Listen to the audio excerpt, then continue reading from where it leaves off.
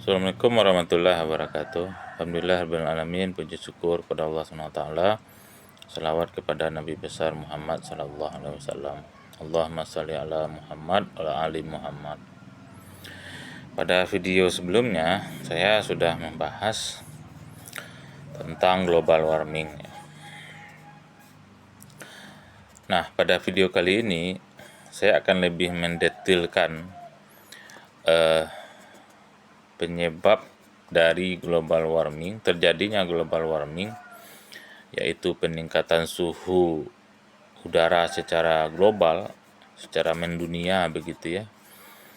Dan pada video sebelumnya saya sudah mengatakan bahwa penyebab utamanya terjadinya global warming pada hari ini, pada sekarang ini adalah aktivitas manusia.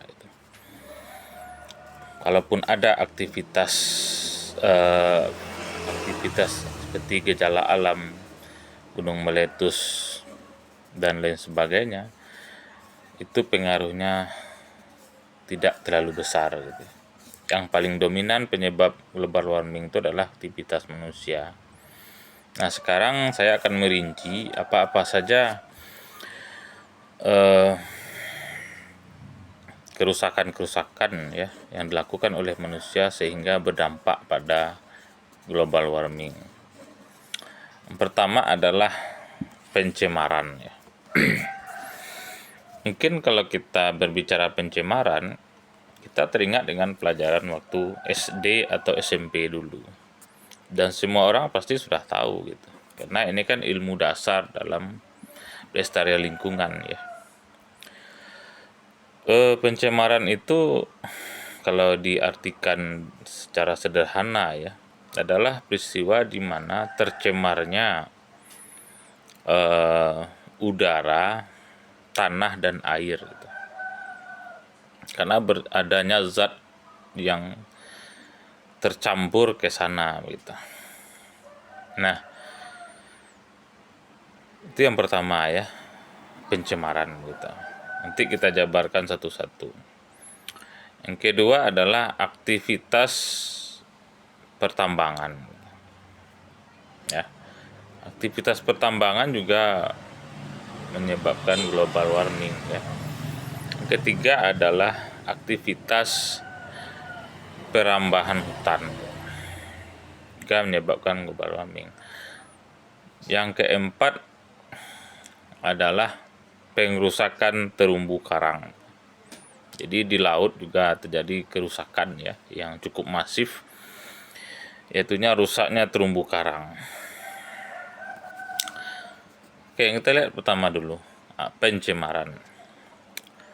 Tercemarnya udara itu bisa diakibatkan oleh asap pabrik, asap knalpot kendaraan bermotor, atau asap rokok gitu. Atau pembakaran hutan gitu ya, atau aktivitas kecil seperti pembakaran sampah dan lain sebagainya.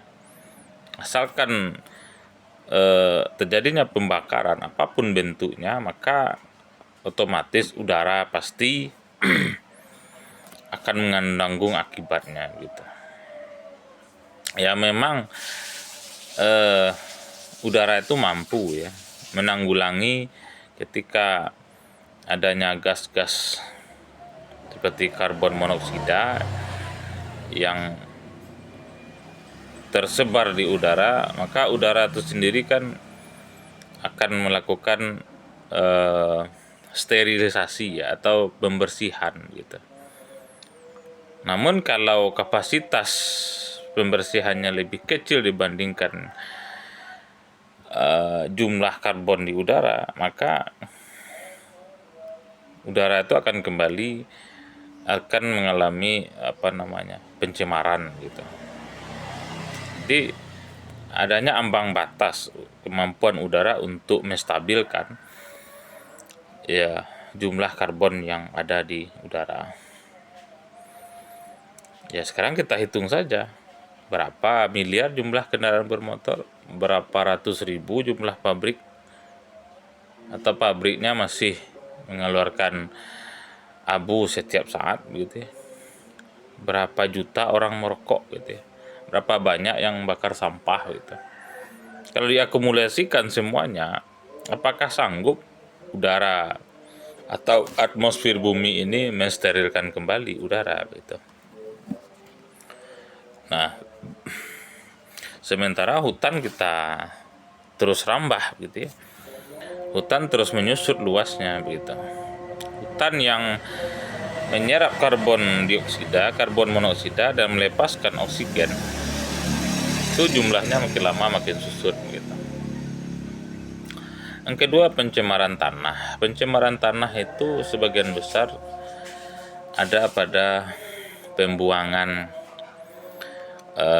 merkuri ke tanah mungkin, atau limbah-limbah termasuk limbah rumah tangga yang dibuang ke tanah, atau bisa saja penyebab kerusakan tanah itu adalah penggunaan pestisida gitu, atau pupuk ya, pupuk kimia maksudnya gitu. Industrialisasi di bidang pertanian itu kan masif ya sejak beberapa dekade begitu.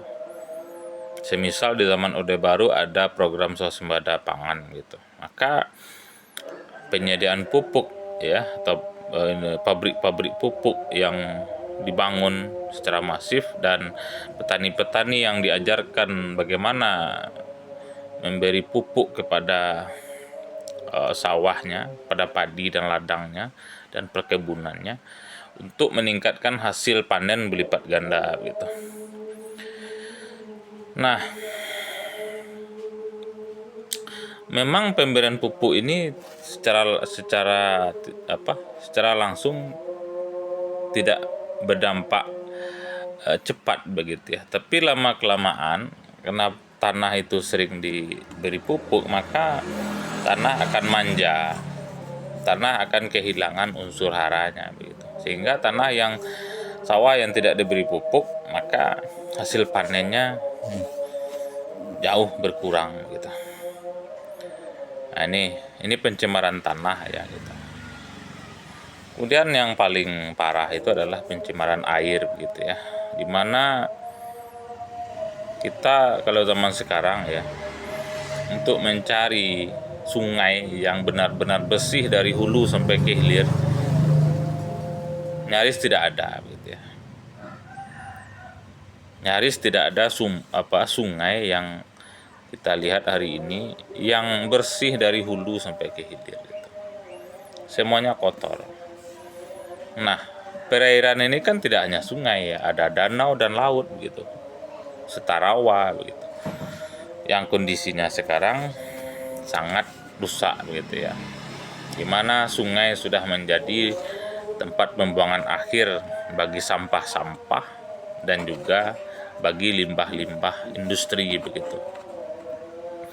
Nah, air yang tercemar oleh zat-zat kimia, oleh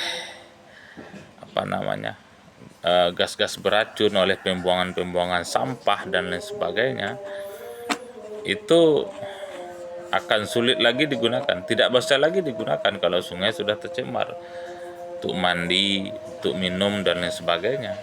Kalaupun kita paksakan juga air sungai itu kita gunakan untuk konsumsi, maka kita akan rusak begitu. Nah, ini pencemaran air gitu ya. Kita kembali pencemaran tanah ya.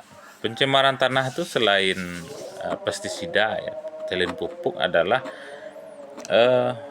penggunaan sampah plastik ya. Ini jarang sekali dibahas ya. Saya cukup senang juga ya, ada kampanye pengurangan penggunaan kantong plastik atau kantong kresek ya. Bahkan sekarang ada teknologi baru, yaitu kantong kresek yang bisa didaur ulang gitu, atau kantong kresek yang bahannya tuh dari bukan dari plastik ya, tapi dari yang bisa hancur sendiri gitu ya. Nah, apapun itu, plastik itu sulit terurai ya oleh tanah gitu. Butuh waktu ratusan tahun satu satu helai plastik butuh waktu ratusan tahun untuk diurai oleh tanah gitu. Nah, jumlah sampah ya, terutama sampah plastik itu sangat masif ya. Upaya-upaya untuk mengurangi itu ada, tapi tidak masif ya. Tetap sampai detik ini kita selalu menemukan tempat-tempat sampah atau tempat-tempat pembuangan akhir itu sebagian besar adalah plastik begitu, yang sulit terurai gitu. Nah,